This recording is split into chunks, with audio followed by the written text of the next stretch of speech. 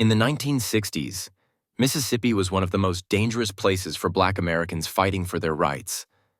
Activists were beaten, arrested, and even murdered for daring to demand equality. But in the heart of Canton, Mississippi, there stood a house that refused to be silenced. It was called the Canton Freedom House, and it became one of the most powerful yet forgotten strongholds of the civil rights movement. Owned by George and Rembert Washington, two fearless Black entrepreneurs, the house became a sanctuary for activists working with the Congress of Racial Equality, CORE, and the Madison County movement. This wasn't just a meeting place, it was a war room. Inside, Black leaders planned voter registration drives, trained volunteers, and prepared for protests that would shake the nation. But their fight for justice came at a cost. White supremacists hated the Freedom House. They saw it as a direct threat to their control over Black communities. First, they tried to destroy it economically.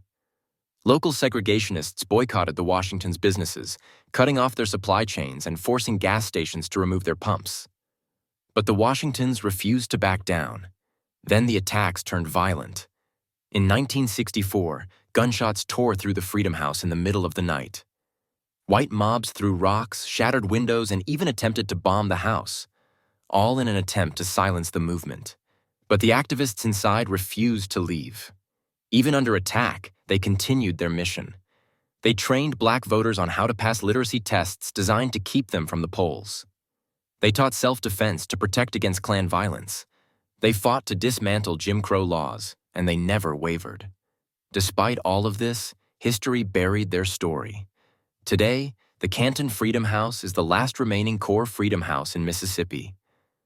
Unlike the stories of Selma or Montgomery, this hidden chapter of Black history has been erased from textbooks. How many other Black heroes and safe houses have been erased from history? Share this story.